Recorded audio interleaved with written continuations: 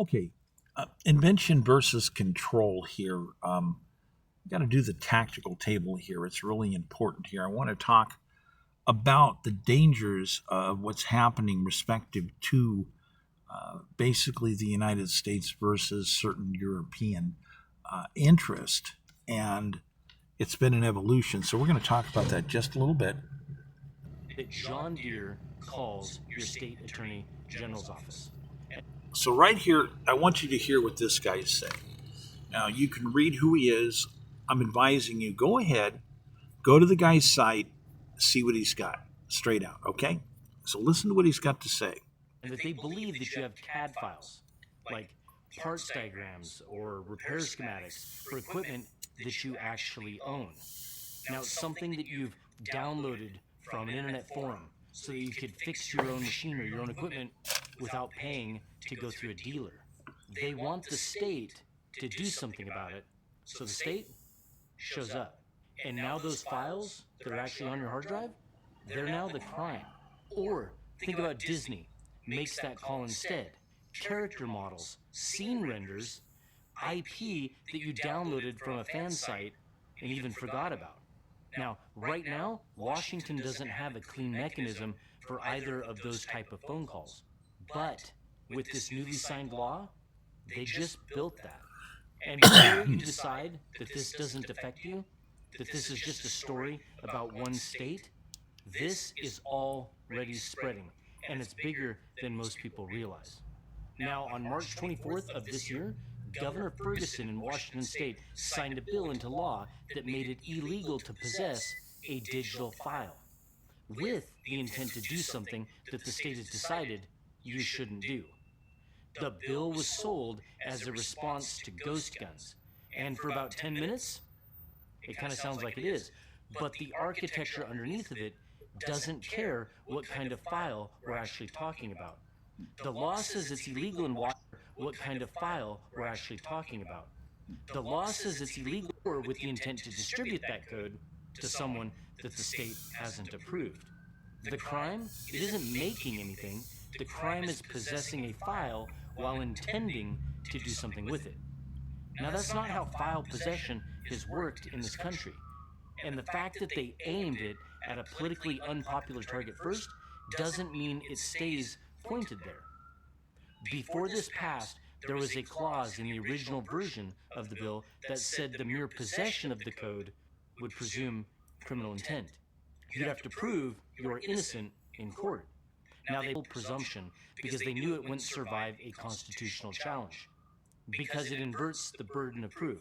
You're not innocent until proven guilty. A constitutional challenge, because it inverts the burden of proof. Now they pulled that clause, it was called rebuttable presumption, because they knew it wouldn't survive. Okay, continuing here, part of what's really super important to understand is some of the original mindsets respective to laws. Now, U.S. constitutional law has really interesting here. We have basically Madison patents for public good, free flow of ideas. In short, I'll just tell you, it's your right to invent anything you want to invent, no limit. If you want to invent guns, you're allowed to do that, okay?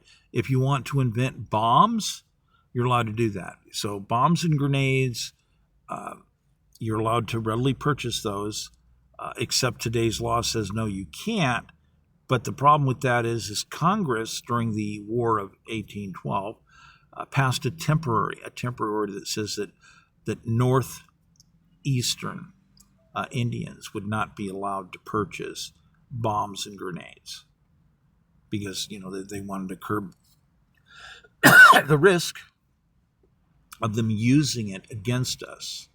So only they were. It's a temporary. And by the way, it's only temporary, but it's something that they put in order. Now, when you find these different items, you find out that you got these characters that are seriously lying, and now we're putting logic computers together. So hold on to your seat because we're going for a little bit of a different ride. So basically, invention and control. Now, you have something else here. When you have Royal German Empire people, they were responsible for creating Marxism, communism, socialism. They created it. They bought and paid for it. They created it. What they were involved in is so massive and so deep, literally dealing with data weaponization. It's mind-boggling. And so you have these mechanisms that they designed and built that are designed to destabilize. See, they want to gain control. And to gain control, you want to destabilize, and you want to stop people's personal rights and personal ownership of property. So if we're looking at stuff like this right here, this is a geometric model, okay? Now, under these new laws, the digital designs for these things, these would be illegal parts right here. Those would be violations, okay? Why? Because you have shaped charges there. You could use those to make shaped charges. So literally a substantial amount of mathematics will be banned. It will be illegal. So they'll be able to prosecute you because you have a box or a bunch of designs in your computer to make these shapes, okay? Standard shapes. And these things, this box right here, I forget how old this is. I think this box dates back to colonial times practically. This goes way, way, way, way back. It's just an amazing learning kit here right there. Okay, so you have Germany funds the Russian Revolution, which of course was Lenin's special train, for the purpose of destabilizing Russia. Destabilizing the number one target. Now, the United States was the number two target. So again, what we're dealing with as we go back here in time is to understand the real origins of mass weaponization of data, because this is how people use things to invent types of legislation to basically control everybody, okay? Now, one of the reasons I seem to know more than other people is my grandmother imparted a lot of information. There was a lot of different, really important information, family information and stuff that used to be passed around through the family, and I had some fragments of it. Then I ended up with a substantial amount of it, and then, of course, we had a bunch of weird government people that came in. And, so he presented something here to be shown to the United States upon entering Ellis Island. He was taken to a back room, and things happened. And, of course, he had basically a shoebox full of deeds, from, what you would have called the Austrian area. And basically, but he believed in the Republic. He believed people needed to be a Republican, that they needed to be able to vote. So the flip side of this is that inside the case is basically a master puppeting kit. Okay, what this is the way to communicate with anybody all over Europe, okay? So if you wanted to communicate with the World German Empire Syndicate, you could do it. You knew who the members were. If you wanted to communicate with the World German Empire government, no problem. If you want to communicate with other members, syndicate members, which were parts of other governments, you could do it with this. If you wanted to basically communicate with people involved in labor and with industries, again, it was all in the kit, okay? So, this was something that, was really an interesting item. And this came about because they basically gave it to them. They came up and says, you're a remote member, like an extremely remote member, royal family in Austria. You're like 10th in line for the crown. You're never going to get, nobody notices who you are, But people would they take your telegram. If you send them a telegram, they go, oh, this is from distant cousin so-and-so. Okay, I can take that. Oh, he's involved in a business deal. Okay, well, what is it? So, that's the kind of thing. And another thing is like, oh, this guy's 10th in line to the throne. Yeah, really? Okay, he's communicating to our business. Okay, yeah, all right, okay. So it's, the status was just barely enough where people wouldn't close the door on you. They would, oh, okay, this could be somebody. Somebody knows people, okay. So this is why they gave him the kit, and they wanted him in the club. They gave him all this stuff, drop it off here, take a look at it. And at first it's like, oh, this is interesting. It's a business connection kit. If you can imagine a directory. Imagine like the Donnelly directory. Now imagine like they got some of these really thick directories. You got like Oprah Winfrey and all these other different people. They're in the directory. Okay, it's a special number directly, and it's got certain people's phone numbers and this and that. And they're like $600 to $1,200 or more to buy one of those directories. Expensive directory. Okay, but this is a bit more. It gives you a bit more of an option here.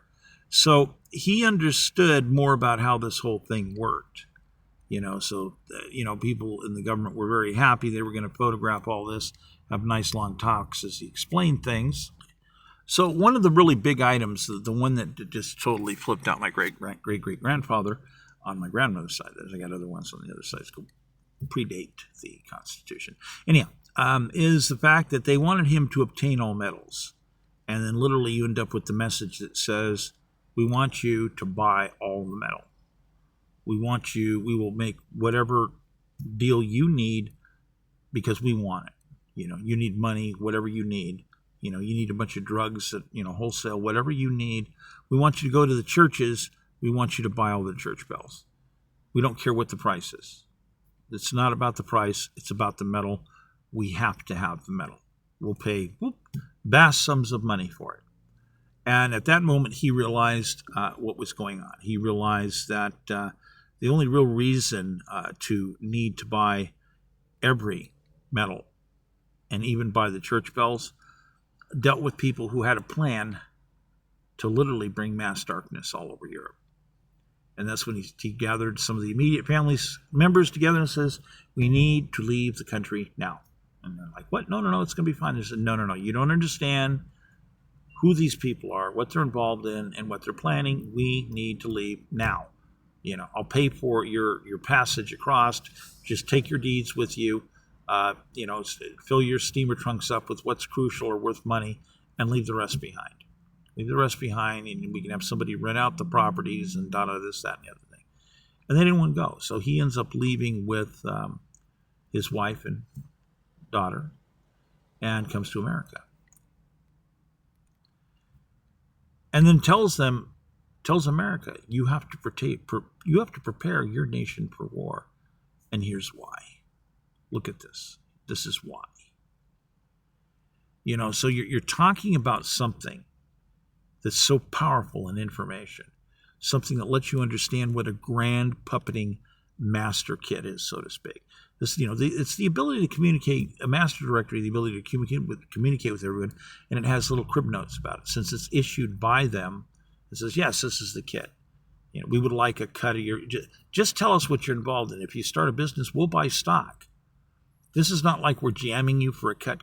It's like, just keep inventing businesses and do business. Just give us the information on who you're doing business with.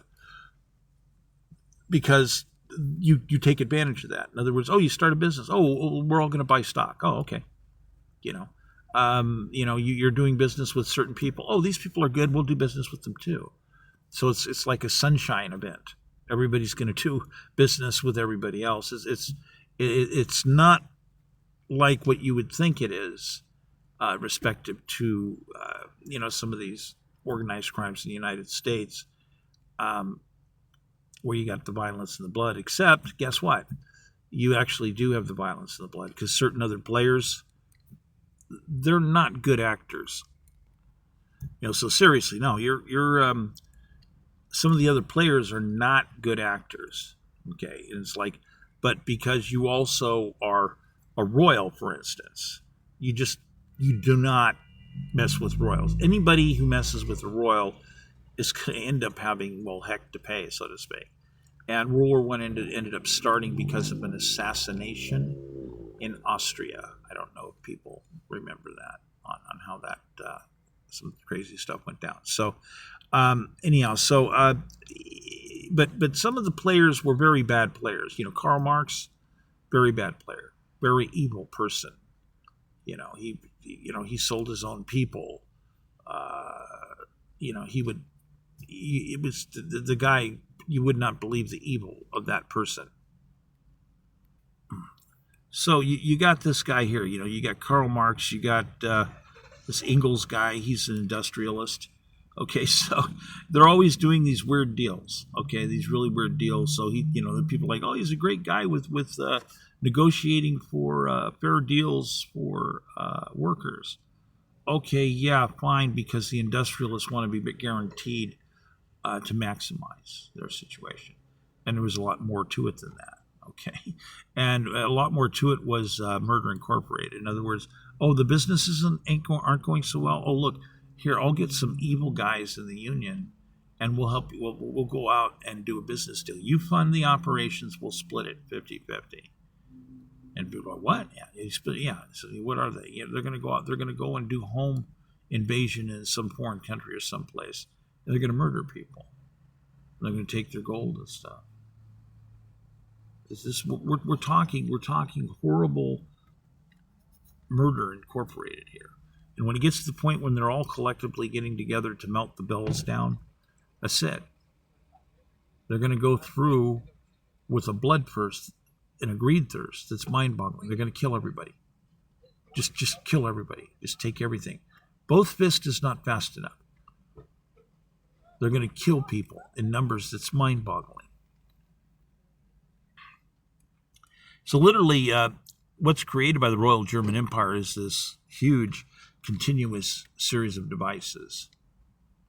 Marxism, communism, socialism, these devices. They're organizations, they're immortal mechanisms, they're corporations. And they're Murder Incorporated. They make dictatorships, they deal with all kinds of stuff. It's horrible, okay? 300 million people are dead one way or another, either fighting or running away or being genocide victims or people dying just trying to flee, like that, So the state morality areas, big, huge death toll, blood. Yeah, so you literally had all these people working on the devices, and it wasn't just military planning rooms. There were lots of them. There were all these different rooms, and you had industrial command rooms. You had all this different stuff that you could deal with. You had police intelligence rooms. Karl Marx would sell his own people. They'd come and say, "Well, we got a problem with your people." Oh, well, we'll just find them and turn them over to you. Yeah, we'll just sell them out. What's it?